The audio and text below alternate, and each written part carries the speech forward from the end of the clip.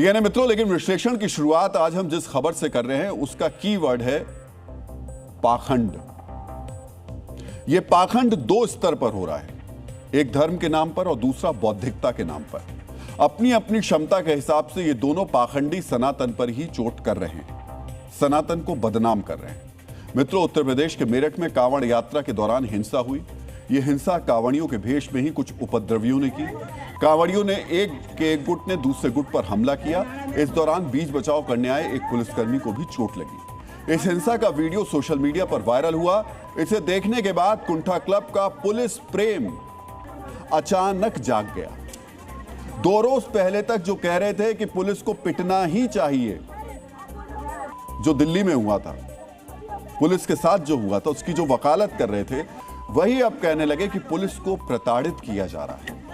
अचानक ही कुंठा क्लब की सोच 180 डिग्री बदल गई। सवाल है, ऐसा क्यों हो गया कि जंतर मंतर पर जो पत्थर इन बुद्धिजीवियों को फूल लग रहे थे, मेरठ में वही शूल लगने लगे? क्यों अचानक इनका पुलिस प्रेम जाग गया? ऐसा इसलिए हुआ क्योंकि एजेंडे का विषय और पात्र दोनों बदल गए। ऐसा इसलिए हुआ क्योंकि मेरठ में उपद्रव करने वाले कांवड़िए थे। उन्होंने भगवा कपड़ा पहना हुआ था। अपना एजेंडा चलाने के लिए शब्दों के बेईमान जादूगरों ने उपद्रवियों का वस्त्र देखा। लेकिन हम इनकी नियत देख रहे हैं और आज हम इनकी नियत का ही डीएनए टेस्ट कर रहे हैं। मित्रों, स्कंद पुराण में लिखा है कि जो मनुष्य सावन के महीने में विशेष रूप से गंगा जल या पवित्र जल से शिवलिंग का पूजन और जलाभिषेक करता है, वो अपने इस जन्म और पूर्व जन्मों के समस्त पापों से मुक्त होकर अंत में परम गति को प्राप्त करता है। इसीलिए मोक्ष की प्राप्ति के लिए सनातनी शिव भक्त सावन में अपने आराध्य का जलाभिषेक करते हैं। लेकिन सच्चे शिव भक्तों की भीड़ में कुछ उपद्रवी भी शामिल हो जाते हैं और ऐसे उपद्रवी मोक्ष प्राप्ति के नाम पर घोर पाप करते हैं। कांवड़ यात्रा के नाम पर ऐसा ही कुछ पाप उपद्रवियों ने मेरठ में किया, जहां दौराला थाना क्षेत्र में हरिद्वार से जल लेकर लौट रहे पैदल कांवड़ियों और हरिद्वार जल लेने जा रहे बाइक सवार कांवड़ियों की आपस में टक्कर हो गई। इसके बाद दोनों गुटों में जमकर लात घूंसे और लाठी डंडे चले। सूचना मिलने पर जब दौराला थाना पुलिस मौके पर पहुंची और टक्कर मारने वाले युवक सोनू और उसके साथी को सुरक्षा देने के लिए सरकारी जीप में बैठाया, इससे उग्र उपद्रवी कांवड़ियों की भीड़ ने पुलिस की जीप को चारों तरफ से घेर लिया। पुलिस की मौजूदगी में ही जीप के अंदर से दोनों युवकों को जबरन बाहर खींच लिया गया। इसके बाद उन्हें लाठी, डंडों और थप्पड़ों से बुरी तरह पीटा गया। हम कांवड़ियों के तांडव की तस्वीरें अब आपको बिग वॉल पर भी दिखा देते हैं और इन तस्वीरों को आप देखिए कि किस तरीके से जब ये हमला हुआ, ये 2 कांवड़ियों के जो गुट थे वो आपस में भिड़े। एक जो पैदल कांवड़िए थे और दूसरे जो बाइक से कांवड़िए जा रहे थे। और इस बीच में पुलिस जब वहां पर पहुंची, इनमें से एक गुट के जो कांवड़िए थे, जब उनको पुलिस की जीप में बैठाया गया तो उनको उस जीप से बाहर खींच लिया गया। तस्वीरों में स्पष्ट दिख रहा है किस तरह से ये उग्रता थी, वहां पे मारपीट हो रही थी वहां पे। मित्रों, सनातन धर्म के 18 महापुराणों में से एक लिंग पुराण में कहा गया है कि शिवलिंग पर जल अर्पित करने से मनुष्य की मानसिक अशांति दूर होती है, अकाल मृत्यु का भय दूर होता है और घर में सुख समृद्धि का वास होता है। अब बताइए कि इस तरह हिंसा करके, सड़क पर कोहराम मचाकर जल लाने और शिवलिंग पर अर्पित करने से क्या लाभ होगा? इन उपद्रवियों को अंदाजा नहीं कि ये पुण्य करने के नाम पर कितना बड़ा पाप कर रहे हैं।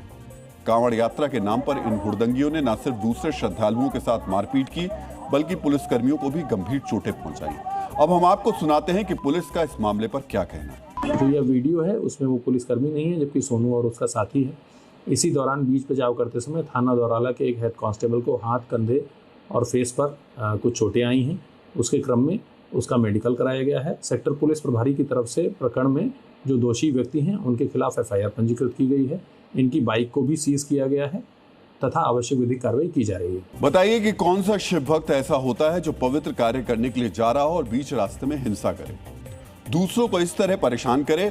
ऐसे कांवड़ियों के भेष में कोई उपद्रवी ही हो सकता है। शिव भक्त तो बिल्कुल भी ऐसा नहीं कर सकते, सोच भी नहीं सकते। शिव भक्त शुद्ध मन से शिव की आराधना करते हुए अपनी यात्रा पूरी करते हैं और अपने आराध्य पर जल चढ़ाते हैं। लेकिन शिव भक्तों की टोली में शामिल गिनती के ऐसे ही आपराधिक प्रवृत्ति के लोग सनातन को बदनाम करते हैं। ऐसे ही हिंसक लोग उन बौद्धिक बेईमानों को अवसर देते हैं जो इसी ताक में रहते हैं कि कब सनातन संस्कृति पर सवाल उठाएं, कब हिंदुओं के त्योहारों को असंगत ठहराएं। ये देश भर के करोड़ों कांवड़ियों की निष्ठा पर दाग भी लगाते हैं, शिव भक्तों को बदनाम भी करते हैं। मित्रों, जैसे ही मेरठ में इन उपद्रवियों ने तांडव मचाया, वैसे ही कांवड़ यात्रा और कांवड़ियों पर सवाल उठने लगे। 20 जुलाई के बाद से जो लोग पुलिस को पिटने की पैरवी कर रहे थे, पुलिस पर हमले का प्रत्यक्ष या परोक्ष रूप से समर्थन कर रहे थे, हम दिल्ली की बात कर रहे हैं जहां पुलिस को मारा गया था, खोज खोज के मारा गया था, और जो लोग उनका समर्थन कर रहे थे इस पिटाई का, अचानक से उनके मन में पुलिस प्रेम जाग गया। ये जो मेरठ वाली घटना हुई, सबसे पहले हम आपको सुनाते हैं कि अचानक किस तरह पुलिस का प्रेम का यहां पे प्रदर्शन किया जा रहा है। मेरठ में 2 पुलिसकर्मियों को पीटते पीटते अधमरा कर दिया। उत्तर प्रदेश में ही एक ट्रक को कांवड़ियों ने टक्कर लगने के बाद पूरा ट्रक लूट लिया। इस तरह के अराजक तत्वों को क्यों खुली छूट दी जाती है कि जो चाहे करो? अब पुलिस को भी नहीं बख्शने हैं। ऐसे लोगों पर कार्रवाई होनी चाहिए। मित्रों, ये सिर्फ पुलिस प्रेम नहीं है, ये कांवड़ यात्रा पर सवाल है। ये नैरेटिव बनाने की साजिश की जा रही है कि कांवड़ यात्रा हुड़दंगियों की यात्रा है। ये प्रोपेगेंडा फैलाने की चालबाजी की जा रही है कि कांवड़ यात्रा में सिर्फ हिंसा होती है। ये एजेंडा बनाने का कुचक्र हो रहा है कि कांवड़ यात्रा का कोई औचित्य नहीं है। कांग्रेस या दूसरी पार्टियों के नेता जो बोल रहे हैं, उसे उनके अंडरकवर समर्थक सोशल मीडिया पर लिख रहे हैं, और ये लोग सरकारी जेनजी का नाम लेकर कांवड़ यात्रा पर प्रश्न चिन्ह लगा रहे हैं। मित्रों, ऐसे विधर्मियों को अवसर देता कौन है? कांवड़ यात्रा के नाम पर सड़क पर उपद्रव करने निकले यही उपद्रवी उन्हें बोलने का मौका देते हैं। पुण्य यात्रा करने के नाम पर ये उत्पाती किस तरह पाप कर रहे हैं, उसकी एक और तस्वीर लखनऊ से आई। लखनऊ में एक स्कूल वैन पर उपद्रवियों ने हमला कर दिया। सुबह सुबह बच्चे वैन में बैठकर स्कूल जा रहे थे। इसी दौरान उपद्रवियों की बाइक से वैन हल्की सी टकरा गई। इसके बाद बाइक सवार उपद्रवियों ने स्कूल वैन में तोड़फोड़ की, वैन के शीशे तोड़ दिए। डरकर वैन में सवार बच्चे चीखते चिल्लाते इधर उधर भागने लगे। ड्राइवर वहां से भाग गया। मौके पर भीड़ जुटने पर ये उपद्रवी भाग गए। इस दौरान लोगों ने मोबाइल से उनका वीडियो बना लिया। मेरी बाईं तरफ आप उन्हीं उपद्रवियों का पाप देख रहे हैं। सोचिए, छोटी छोटी बच्चियां गाड़ी में बैठी थी और ये उपद्रवी गाड़ी पर हमला कर रहे थे। उपद्रवियों के खिलाफ मुकदमा दर्ज कर लिया गया है। वीडियो के जरिए उनकी पहचान करने की अब कोशिश की जा रही है। पूरी वैन में तोड़फोड़ की गई। इस सूचना पर पुलिस तत्काल मौके पर पहुंची, लेकिन वह वाहन चालक वहां से फरार हो चुके थे। इस संबंध में FIR लॉन्च किया गया है। दोषियों के विरुद्ध सख्त कार्रवाई की जाएगी। सोचिए कैसा डरावना दृश्य होगा जब ये गुंडे वैन पर पत्थर बरसा रहे होंगे और अंदर छोटी छोटी बच्चियां डरी सहमी बैठी होंगी। जो व्यक्ति इन छोटी छोटी बच्चियों का सम्मान नहीं कर सकता, वो सनातन धर्म का अनुयायी कैसे हो सकता है? सनातन धर्म में छोटी बच्चियों को अत्यंत पवित्र, पूजनीय और साक्षात देवी का रूप माना गया है। हमारे यहाँ तो कन्याओं के आशीर्वाद के बिना कोई भी बड़ा यज्ञ अनुष्ठान पूर्ण नहीं माना जाता, और कांवड़ियों के भेष में चलने वाले आपराधिक चरित्र वाले ये गुंडे उनका अपमान कर रहे हैं। मित्रों, पद्म पुराण के क्रिया योगसार खंड में स्पष्ट कहा गया है कि जो मनुष्य क्रोध में अंधा है, लोभी है या दूसरों के साथ मारपीट और हिंसा में लगा हुआ है, उसके द्वारा किया गया कोई भी पुण्य कार्य, पूजन पूरी तरह निष्फल हो जाता है। ईश्वर केवल शांत और करुणामय हृदय में ही वास करते हैं। सोचिए, ये जो हुड़दंगी हैं, इन्हें कांवड़ यात्रा का क्या फल मिलेगा? इन्हें तो पता भी नहीं होगा कि ग्रंथों और पुराणों में पूजा पाठ और कांवड़ यात्रा की शुद्धता को लेकर क्या लिखा है। इन्हें यह भी नहीं पता होगा कि कांवड़ लेकर किस तरह जाना चाहिए और भगवान शिव को जल कैसे चढ़ाना चाहिए। अगर पता होता तो ये इस तरह का पाप नहीं करते। ये भी बाकी लाखों करोड़ों शिव भक्तों की तरह आस्था और विश्वास के साथ जाते, शिवलिंग पर जल चढ़ाते और अपने घर लौट आते। लेकिन ये करते क्या है? कहीं हिंसा करते हैं, कहीं कांवड़ियों को ही मारते हैं, कहीं स्कूल वैन पर पत्थरबाजी करते हैं, कहीं किसी यात्री की गाड़ी इनसे टकरा जाए तो उसे तोड़ देते हैं, कहीं अश्लीलता के साथ नाचने लगते हैं। मतलब कांवड़ यात्रा के नाम पर वो सब कुछ करते हैं जो नहीं होना चाहिए। बताइए, कांवड़ियों के लिए सरकार कितनी सुविधाएं देती है, उनकी सुरक्षा करती है ताकि उनकी आस्था अक्षुण्ण रहे, वो पूरी निष्ठा के साथ अपने आराध्य की पूजा कर सकें। लाखों शिव भक्त ऐसा कर भी रहे हैं, लेकिन ये उपद्रवी सच्चे और शुद्ध कांवड़ियों को भी बदनाम कर रहे हैं। हम आपको सुनाते हैं कि शिव भक्त कांवड़िए इन उपद्रवियों को लेकर क्या कह रहे हैं। गलत संदेश जाता है। ये तो पवित्र यात्रा है, बहुत ही संयम से करनी चाहिए। भोले की कृपा तभी होगी जब संयम और नियम से चलेंगे हम। अब तोड़ फोड़ करोगे, दूसरों को दुखी करोगे, कोई फायदा नहीं होगा। प्रशासन भी दुखी होएगा, साथ में हम जैसे भोले भी दुखी होएंगे। बहुत ही गलत संदेश जाता है क्योंकि भगवान महादेव जो थे वो शांति के भगवान हैं।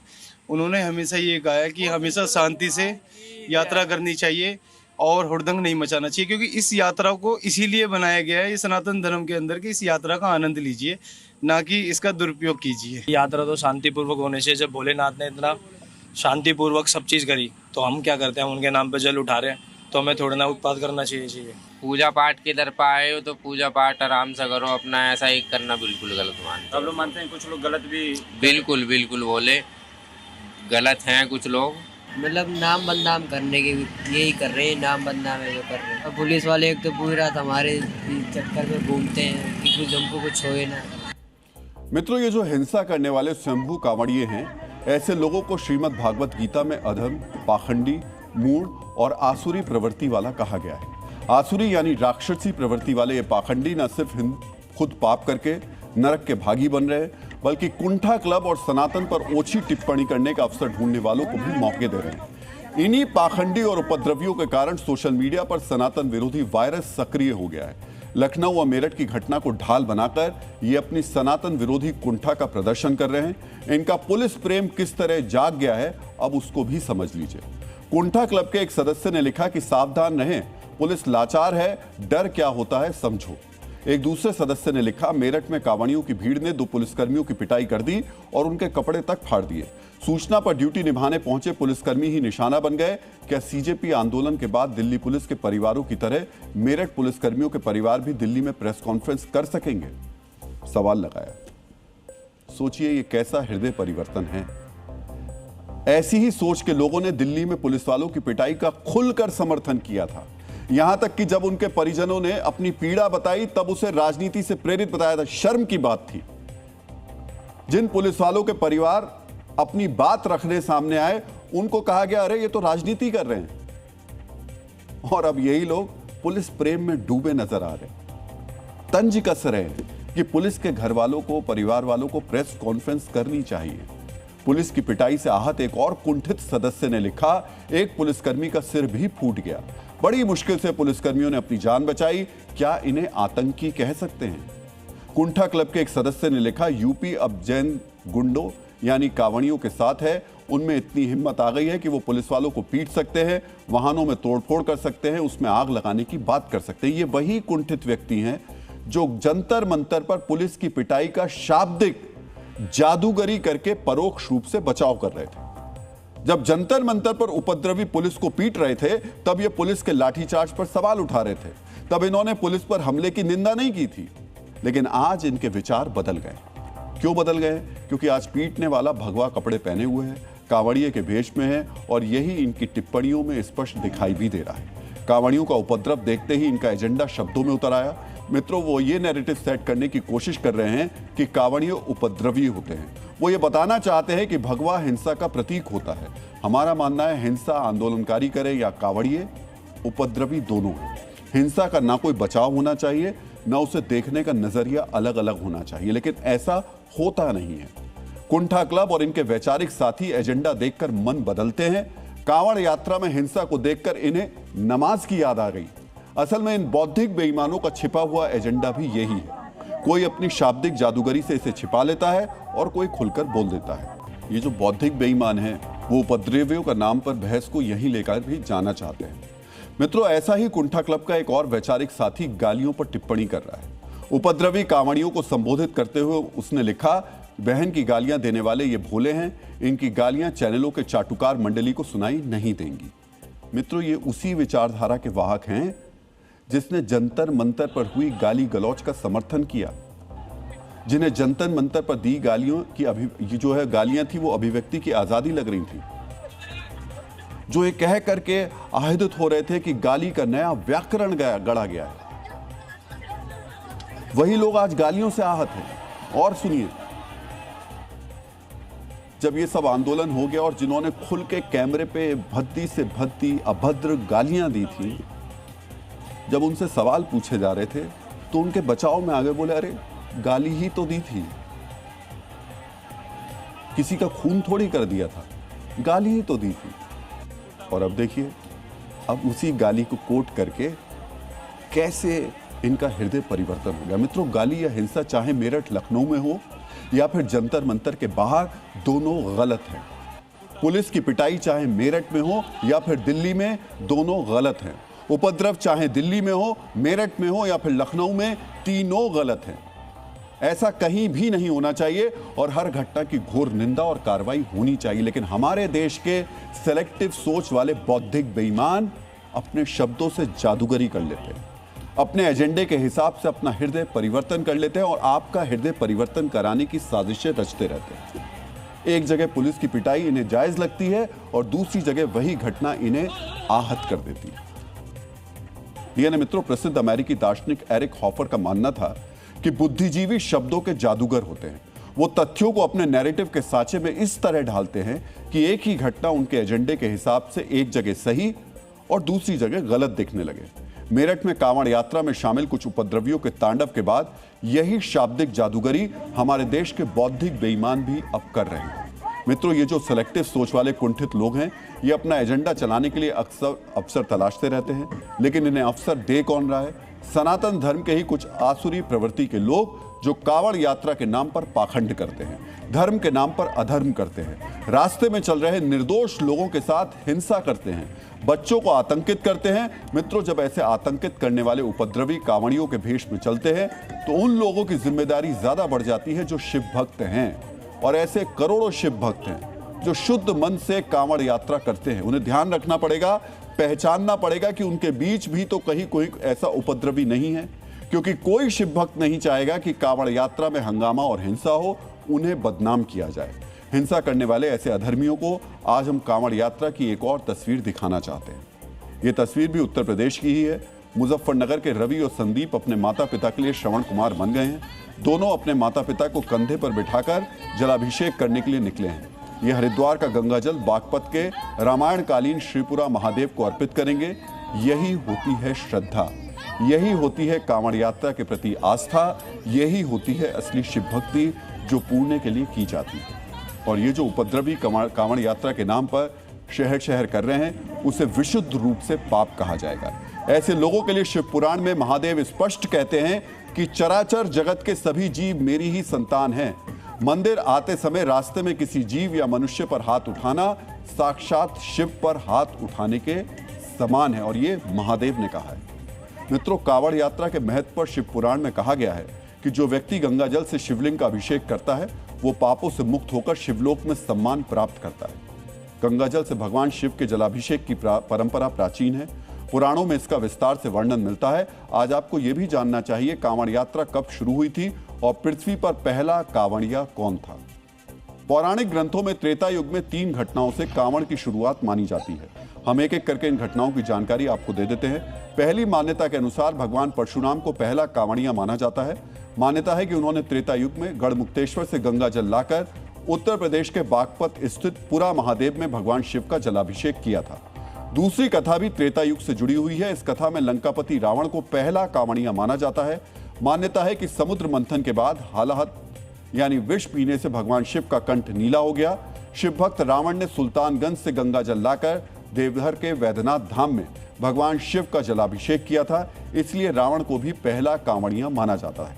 वहीं कुछ आख्यानों में त्रेता युग में श्रवण कुमार से कांवड़ यात्रा की शुरुआत मानी जाती है। मान्यता है कि श्रवण कुमार अपने दृष्टि बाधित माता पिता को कांवड़ में बैठाकर हरिद्वार ले गए, उन्हें गंगा स्नान कराया और गंगा जल लेकर वापस लौटे। कौन पहला कांवड़िया था ये तय करना कठिन है, लेकिन वैदिक आख्यानों से इतना तो साफ है कि कांवड़ यात्रा की परंपरा हजारों साल पुरानी और बहुत ही पवित्र है। यानी मित्रों, पहले कांवड़ यात्रा बहुत सादगी और पवित्रता के साथ होती थी। तकनीक के जुड़ाव के साथ कांवड़ यात्रा में भगवान शिव से जुड़े भजनों और संगीत का भी समावेश हो गया है। मित्रों, आमतौर पर आपने कांवड़ यात्रा के दौरान शिव भक्तों को बोल बम, बम बम भोले और हर हर महादेव का जयघोष करते हुए सुना होगा।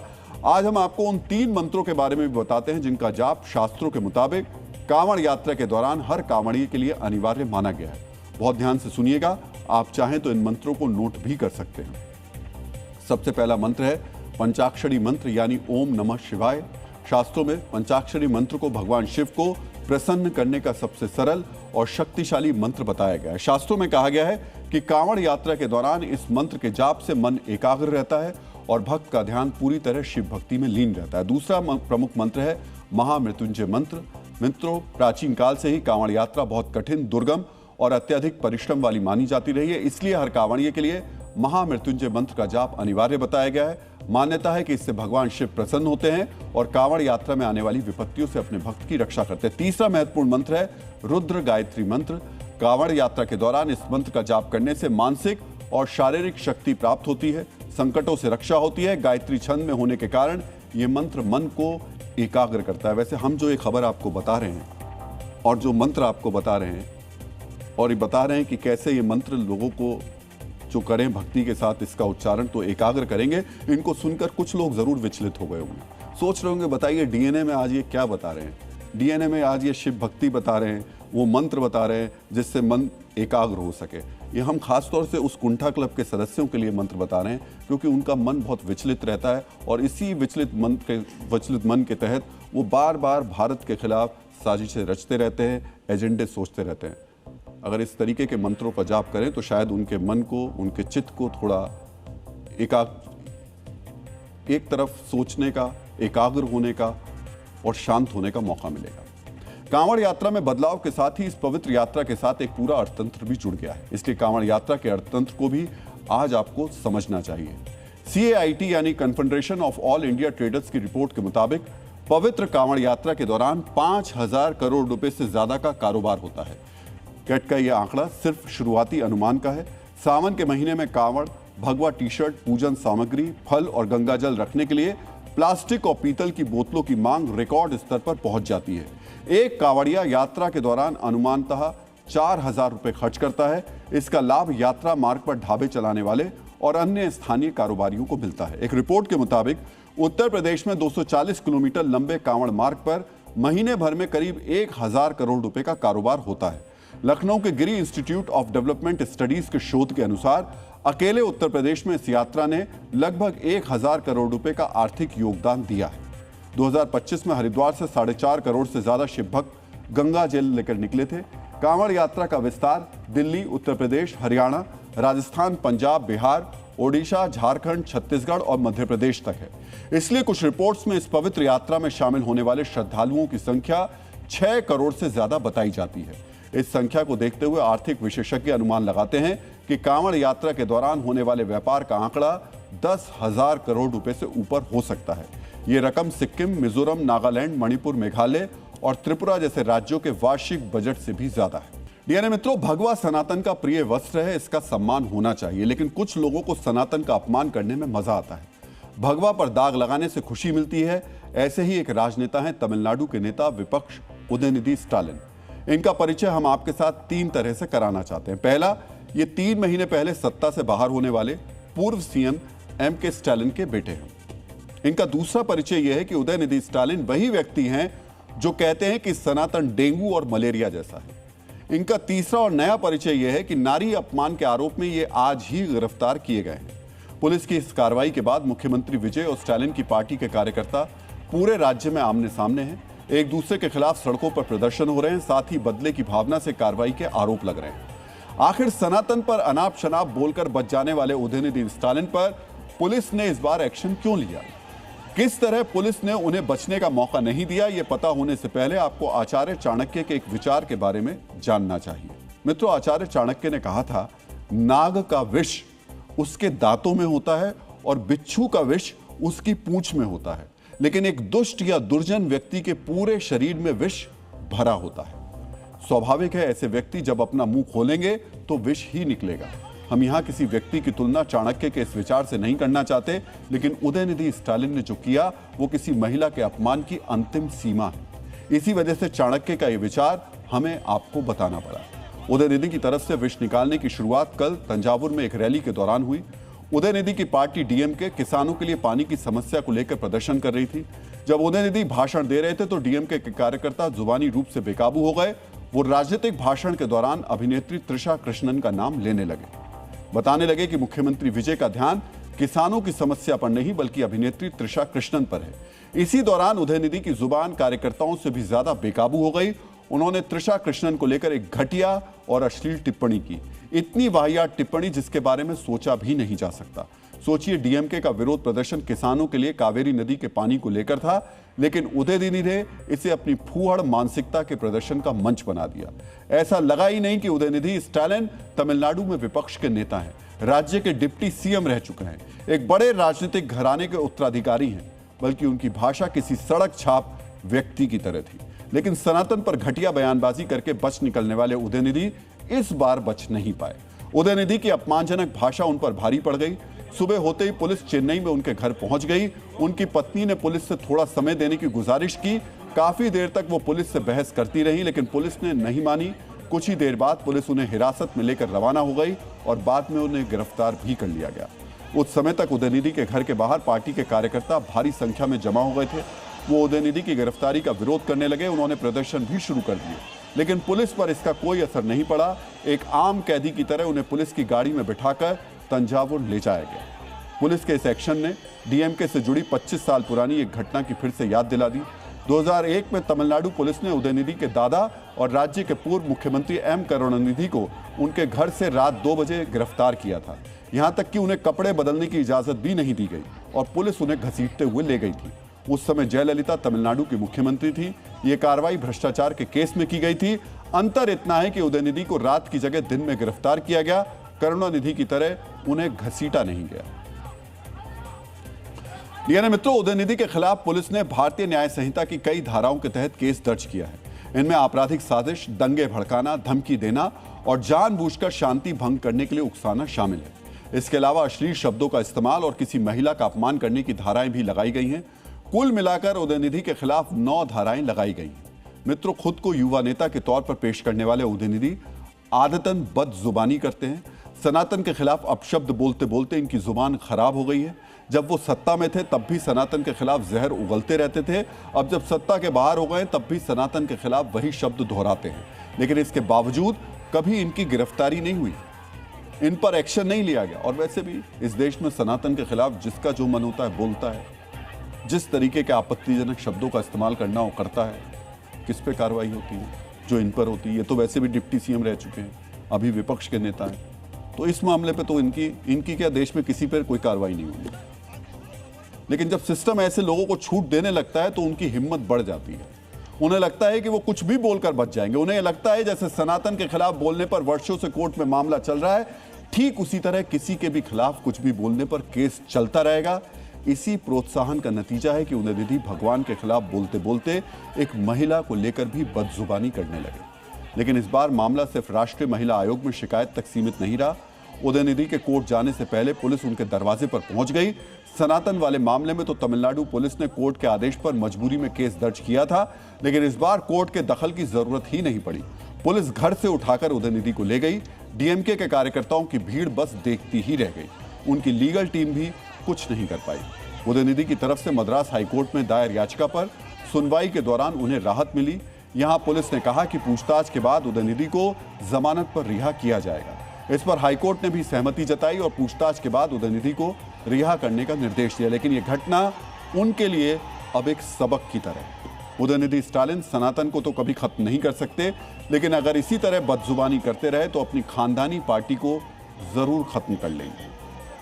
डीएनए मित्रों, हमारा अगला विश्लेषण बहुत ध्यान से देखिएगा, क्योंकि यह सीधे सीधे आपसे जुड़ा है। देश के 80% परिवारों के साथ खाने के नाम पर हो रहे विश्वासघात से जुड़ा हुआ है। आप जो अब लोगो देख रहे हैं, इस लोगो को आप बहुत अच्छी तरीके से पहचानते होंगे। बहुत पुराना लोगो है, डाबर सेलिब्रेट लाइफ, 100% शुद्धता का दावा। लेकिन अब यह दावा झूठ निकला। आप में से ज्यादातर लोग इस पर भरोसा करते हैं। एक बड़े वर्ग के लिए यह शुद्धता की गारंटी है। इस ब्रांड का नाम है डाबर। लेकिन क्या आप जानते हैं कि डाबर के जिन उत्पादों को आप 100% शुद्ध मानकर इस्तेमाल करते हैं, वो असल में शुद्ध है ही नहीं। इस मिलावट वाली महाठगी के शिकार आप अकेले नहीं हैं। हर 10 में से 8 भारतीय परिवार डाबर के धोखे का शिकार हो रहा है। हमारे इस विश्लेषण में आपको देखना चाहिए कि डाबर के किन उत्पादों पर सवाल उठ रहे हैं। आपको यह पता चलेगा कि शुद्धता के नाम पर मिलावटी माल बेचने पर डाबर के खिलाफ क्या एक्शन हुआ है। आपको यह भी देखना चाहिए कि देश में मिलावट का मीटर कितना ऊपर चला गया है।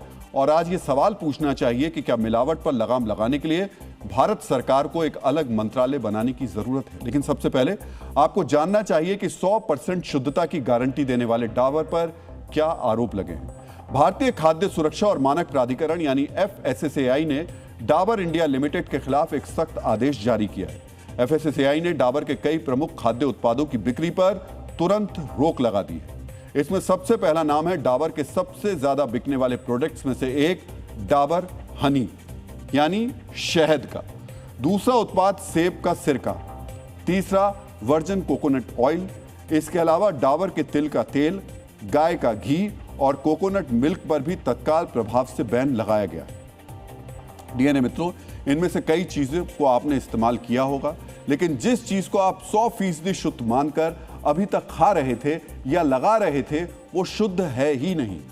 आपको जानना चाहिए कि FSSAI ने डाबर के इन उत्पादों को तत्काल प्रभाव से प्रतिबंधित क्यों किया है। FSSAI ने कहा है कि इन उत्पादों पर 100% नेचुरल, 100% प्योर, 100% प्योरिटी गारंटेड और 100% ऑर्गेनिक लिखकर जो दावा किया जाता है वो भ्रामक है। FSSAI ने अपनी रिपोर्ट में कहा है कि 100% का जो दावा कंपनी कर रही है वो खाद्य सुरक्षा और मानक विज्ञापन और दावे विनियमन 2018 के मुताबिक अस्पष्ट, संदिग्ध और ग्राहकों को भ्रम में रखने वाला है। डाबर हिमालयन के ऑर्गेनिक सेब के सिरका और डाबर ऑर्गेनिक शहद को लेकर यह पाया गया कि इसमें जैविक भारत का लोगों को लगाना नियमों का उल्लंघन है। रेगुलेशन नंबर 9(2) है और शेड्यूल 5 है जो बहुत स्पेसिफिक हैं। 9(2) वो बोलता है सारे क्लेम्स को, जैसे नेचुरल है, फ्रेश, ओरिजिनल, इस तरह के कोई भी अगर आप कोई टर्म्स यूज़ करते हैं वो, और ये जो शेड्यूल 5 में लिखे गए हैं वो सारे उसमें कवर हो जाते हैं। इसी तरह प्योरिटी का भी है।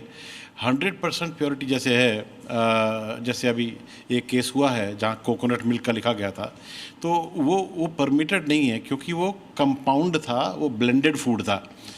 जब तक फूड 100% सेम ना हो तब तक उसको आप क्लेम नहीं कर सकते।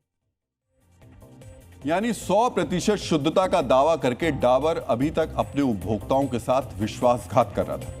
मित्रों, डाबर का दावा है कि देश के हर 10 में से 8 घर में एक या एक से ज्यादा डाबर के उत्पाद का इस्तेमाल होता है। ऐसे में आप अंदाजा लगा सकते हैं कि कितने लोग 100% शुद्धता वाले इस झांसे में फंसे होंगे। डीएनए मित्रों, अकेले डाबर ही 100% शुद्ध और 100% ऑर्गेनिक के नाम पर आपको नहीं ठग रहा है। बीते कुछ सालों में इसका एक नया ट्रेंड भी सामने आया है। FSSAI ने जून 2026 में भ्रामक ऑर्गेनिक और हेल्दी दावों के लिए देश के 14 प्रमुख ब्रांड्स को नोटिस जारी किया। 2025-26 के आंकड़े कहते हैं कि गुणवत्ता जांच के लिए देश भर से लिए गए 2 लाख नमूनों में से 40,000 फेल हो गए। यानी ऑर्गेनिक के नाम पर बेचे जाने वाले 20% प्रोडक्ट्स मिलावटी पाए गए। कई कंपनियां ऑर्गेनिक के नाम पर जिस तरह लोगों को ठग रही हैं वो अक्सर आपको पता ही नहीं चलता। आपको आज जानना चाहिए कि पैकेट पर सिर्फ 100% ऑर्गेनिक लिख देने से कोई भी उत्पाद शुद्ध नहीं हो सकता है। भारत में कोई भी उत्पाद तब तक ऑर्गेनिक कहकर नहीं बेचा जा सकता जब तक उस पर FSSAI का जैविक भारत लोगो जो है और एक वैध सर्टिफिकेशन नंबर ना हो। ये दोनों चीजें नोट कर लीजिए। ये दो चीजें, जब आप अगर कोई प्रोडक्ट लेने जा रहे हैं और उस पर लिखा हुआ है ये 100% ऑर्गेनिक है, तो वो सिर्फ उस पर मत जाइएगा। 2 चीजें आपको चेक करनी है। एक तो ये जैविक भारत का लोगो होना चाहिए उस प्रोडक्ट के ऊपर, एक उसकी पहचान ये है, और दूसरा जो उस पर लिखा होना चाहिए उस प्रोडक्ट उसको और लेकर के एक बार सामने आइए ताकि बताया जा सके, और इस लोगो को भी अच्छी तरीके से पहचान लीजिए। और दूसरा जो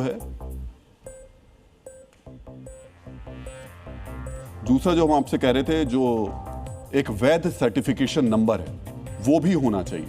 उस वैध सर्टिफिकेशन नंबर को जरूर नोट कीजिए। लेकिन कई कंपनियां अपने ही बनाए हुए हरे रंग के पत्ते वाले सर्टिफाइड ऑर्गेनिक लोगो लगा देती हैं या बिना अनुमति के ही सरकारी लोगो छाप देती हैं और लोग इनके झांसे में आ जाते हैं।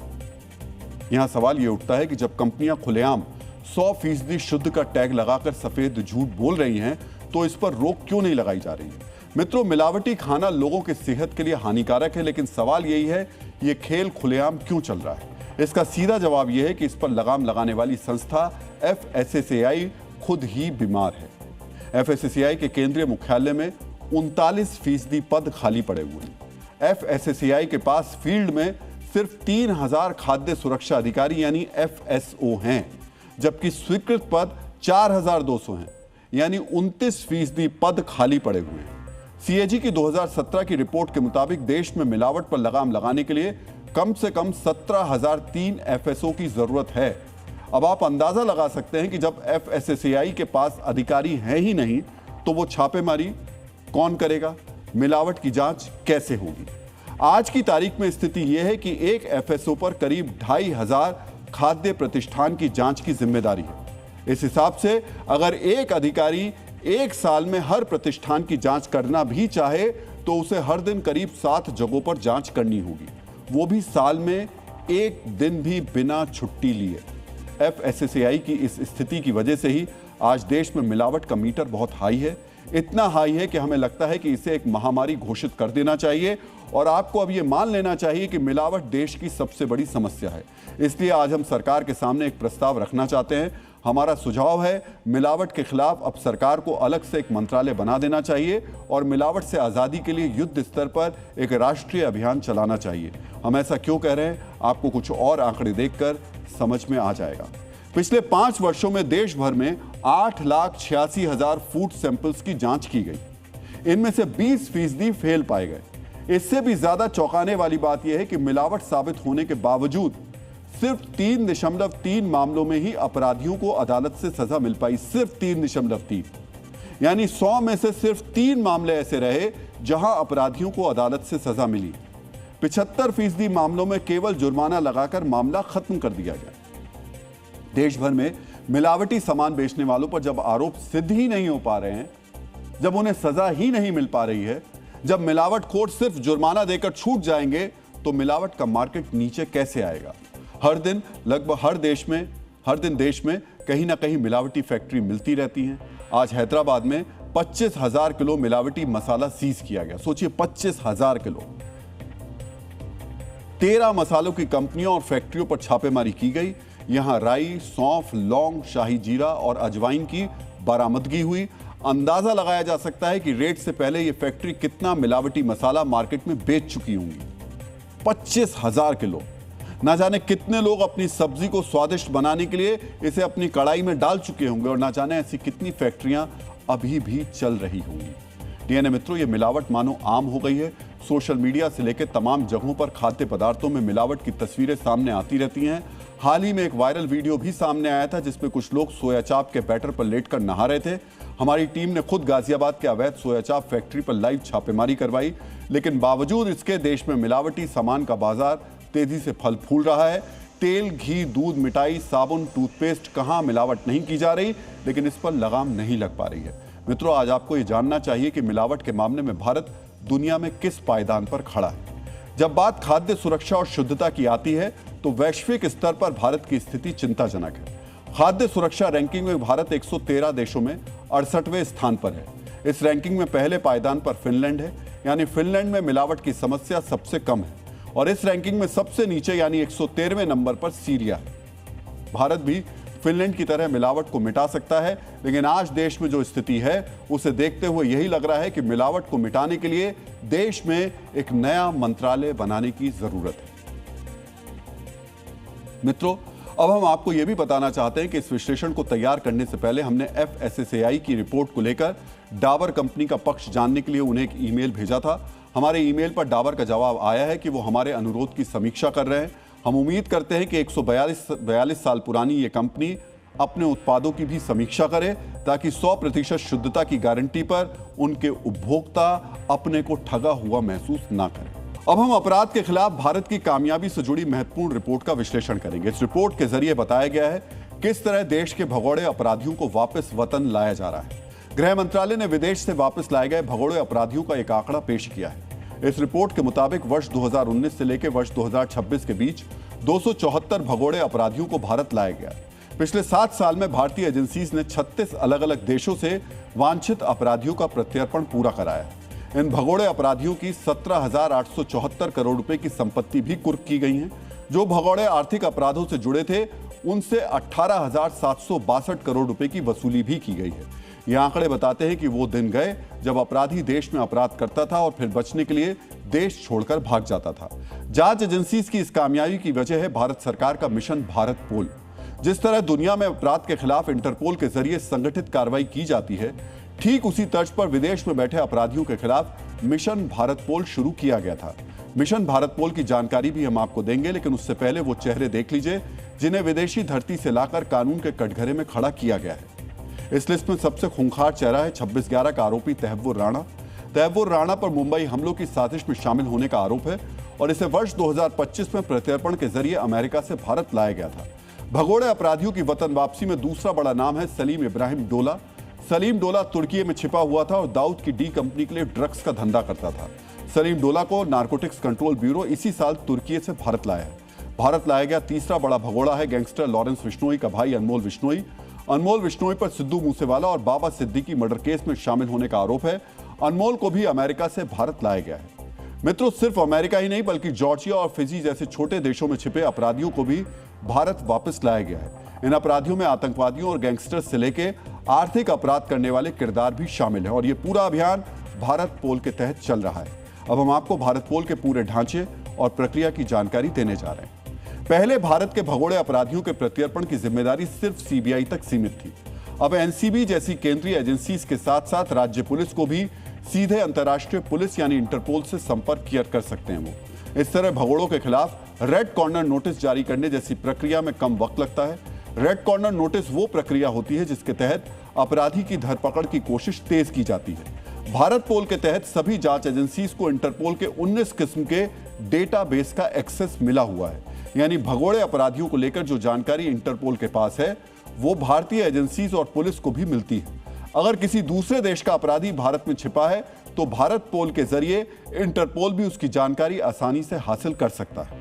जैसा कि हमने आपको बताया कि भारत पोल सिस्टम से पहले अपराधियों के प्रत्यर्पण की जिम्मेदारी सीबीआई तक सीमित थी।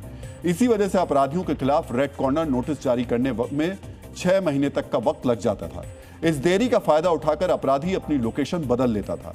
कई बार वो छिपने के बाद किसी और देश में पहुंच जाता था, लेकिन अब दौर बदल चुका है। भारत पोल की कामयाबी का अंदाजा आप इस बात से लगा सकते हैं कि 2022 में भारत 40 भगोड़ों को वापस लेकर आए। 2026 में यह आंकड़ा तकरीबन 180 पहुंच चुका है, यानी 4 गुना से भी ज्यादा। मित्रों, अपराध शास्त्र की एक महत्वपूर्ण नीति है और इस नीति में कहा गया है कि अगर हर अपराधी को यह पता हो कि वो पकड़ा जाएगा और उसे सजा जरूर मिलेगी तो यकीनन अपराध की दर बेहद कम हो जाएगी। यही भारत पोल का ध्येय भी है, ताकि हर अपराधी को यह पता चले कि वो कहीं भी जाकर छिप जाए, लेकिन उसे भारत में अपराध करने की कीमत जरूर चुकानी पड़ेगी। डीएनए में अब आज का संदेश। मुस्कुराहट दुनिया का इन्वेस्टमेंट है और इकलौता इन्वेस्टमेंट है जिसमें टैक्स नहीं लगता, रिस्क नहीं होता और रिटर्न हमेशा बेशुमार मिलता है। इसलिए हंसते रहिए, मुस्कुराते रहिए और खुशियां कमाते रहिए।